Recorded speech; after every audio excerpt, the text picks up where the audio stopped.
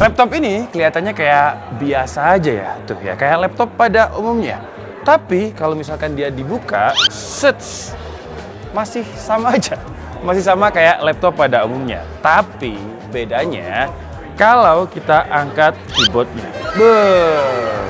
Jadi ini adalah laptop terbarunya Asus yang namanya adalah Asus ZenBook Duo.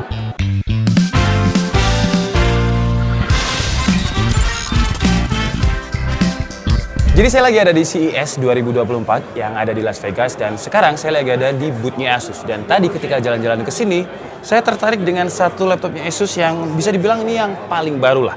Mungkin kalian bakal ngira, wah ini kan bukan teknologi yang baru juga karena kompetitornya Asus itu udah ada yang punya.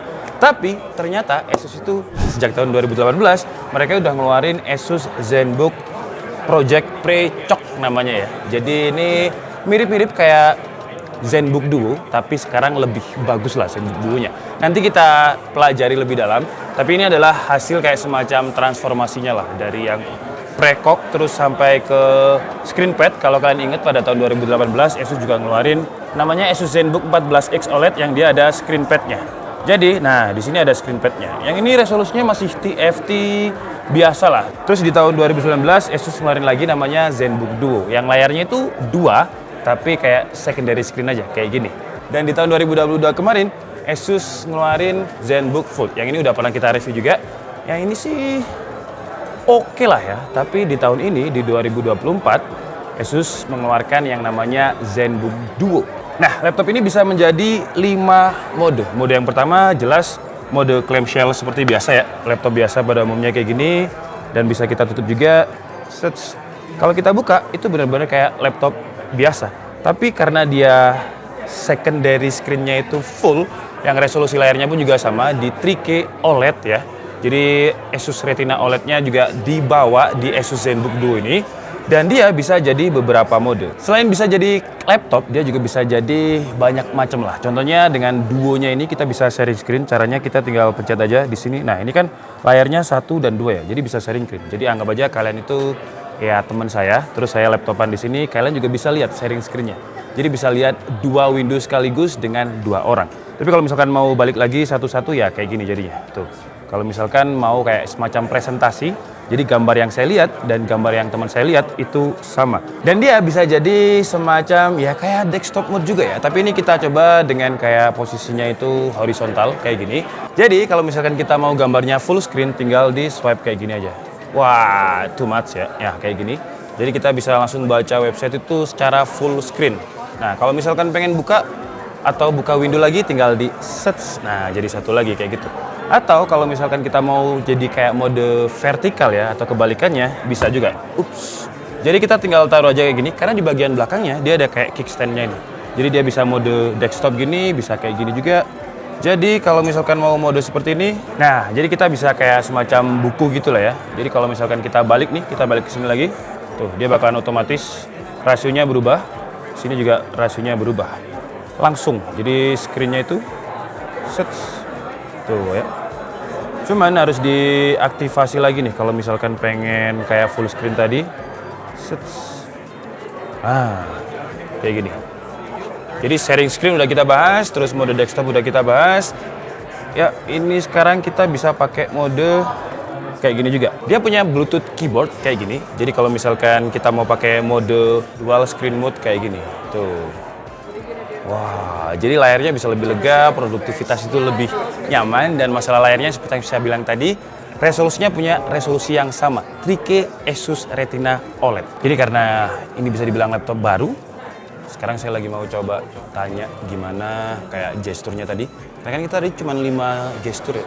Maybe you can help me with the feature gesture, that shortcut, like these things. Sure. 6-finger tap to bring out the keyboard. Okay. And 6-finger swipe up and down to switch the layout. So you can also 3-finger tap to bring out the virtual touchpad okay. here. Okay. Yeah. 2 finger again to close it. Close it. And then 6 finger. Yeah. Swipe up, Oh, up this and down. is larger touchpad. Yeah, larger touchpad. And then swipe up. To close the whole virtual keyboard, 6-finger swipe down here on the bottom side of the panel, like this. Okay. 6 finger tap to bring it out. Oke, and then 3 finger spread, Yep. and then swipe up. Yes. Ya. Oke, jadi banyak banget ya kalau kita lihat ada screen expertnya. Jadi layar bagian bawahnya ini bukan cuma sebagai layar aja, tapi dia juga bisa jadi screen on keyboard dan ini bisa jadi touchpad yang benar-benar gede. Tapi kalau misalkan kalian ngerasa terlalu gede, touchpadnya tinggal 3 jari kayak gini. Nah, kecil. Terus di sini juga ada numpad, ada quickie juga. Cuman ini karena masih ya bisa dibilang produk baru, makanya masih bahasa-bahasa Cina gitu.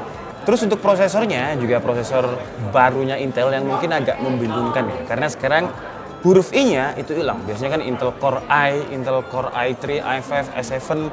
Tapi di terbarunya ini I-nya itu hilang. Jadinya Intel Core Ultra. Jadi nggak ada Core i lagi, adanya Ultra 5, Ultra 7, dan Ultra 9. Jadi ini kode NIM-nya masih Meteor Lake, tapi bedanya apa dengan yang Core i memang agak membingungkan. Tapi di sini ada tambahan NPU, jadi Neural Processor Unit. Terus integrated graphic card-nya juga beda. Kalau yang dulu dia kan pakai Iris Xe, sekarang udah pakai Intel Arc. Dan kalau saya lihat di videonya Mas Dedi di Instagramnya tadi, karena beliaunya ke booth-nya Intel, itu ada perbedaan performa antara yang terdahulu sama yang Ultra. Perbedaannya itu lumayan, hampir 27 sama 70-an FPS. Jadi lumayan kalau digunakan untuk gaming.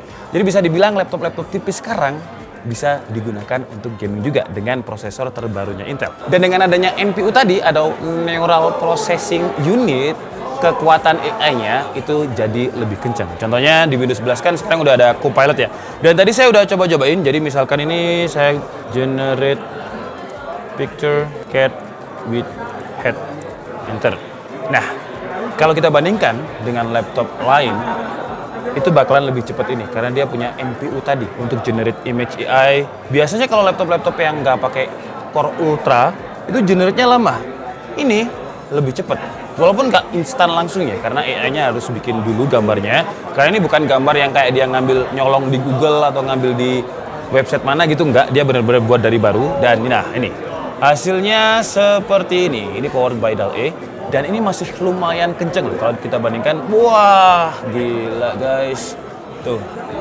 Jadi kita dikasih 4 pilihan dan lumayan cepet dan gambarnya pun juga kayak gila ya. AI sekarang emang jos lah, apalagi dengan NPU-nya ini bisa bikin lebih cepat untuk generate atau render image-nya. Terus juga ada LPE core juga, karena biasanya kan Intel itu ada performance core, ada efficiency core. Nah, di varian ultranya ini ditambahin lagi. Namanya itu LPE core. Yang diklaim dengan konfigurasi baru ini bisa menambah efisiensi sekitar 25%. Untuk yang saya pegang ini, dia pakai Intel Core Ultra 7 155A, tapi kalau saya lihat di sini sih, dia udah up to Intel Core Ultra 9 ya. Logonya juga beda, tapi ini di ZenBook 2 belum ada logonya.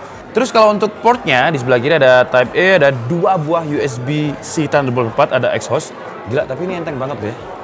Untuk sebuah laptop yang layarnya 2, dia enteng dan juga lumayan tipis. Terus di sebelah kiri ada HDMI, ada audio jack, ada exhaust lagi. Jadi exhaustnya ada 2. Dan untuk sistem coolingnya, untuk laptop tipis, bukan laptop gaming, dia ada 2 sistem cooling yang ada di sebelah sana ya. Nanti kita perlihatkan. Terus untuk keyboardnya, yang saya rasain sih dia lebih enak ya. Walaupun dia keyboard eksternal, tapi feel tactile-nya itu pas, silence. Tuh. Masih enak dipakai, kayak nggak terlalu tipis travel distance-nya. Dan di sini juga ada Dolby Vision Atmos sama Harman Kardon. Jadi memang karena ini ZenBook ya, dia memang terkenal laptop yang premium. Dan magnetnya ada di sebelah sini nih. Jadi kalau misalkan magnet ini ketemu magnet yang ada di sini, dia bakalan ngecas. Dan kalau misalkan kita pasang, sets, udah gitu aja. Dan magnetnya ini cukup kuat. Jadi kalau kalian pengen lihat, bentar ya, tuh, dia nggak jatuh keyboardnya. Karena memang dia cukup kuat. Dan kalau kayak gini, itu benar-benar kayak kelihatan laptop biasa gitu. Kayak bukan laptop yang secondary screen. Baterainya dia punya 75 Wh, cuman kalau kalian tanya berapa daya tahan baterainya, nanti ketika dia udah datang di Indo bakalan kita review secara lengkap. Jadi mungkin cukup segitu aja ya. Preview dari Asus ZenBook Duo terbaru yang dia punya layarnya Duo. Ini namanya juga ZenBook Duo, tapi Duonya sekarang diperbesar lagi, nggak secondary screen kayak yang dulu. Dan saya rasa sih dengan transformasinya Asus dari awalnya screen pad, terus secondary screen yang cuma separuh, terus foldable, terus Duo ini, menurut saya yang paling kepake untuk sebuah laptop yang punya 2 layar, ya si ZenBook Duo ini. Karena dia punya berbagai macam mode dan juga fitur yang memang beneran kepake. Saya Andika Setiabudi and see you on the next video. Bye-bye.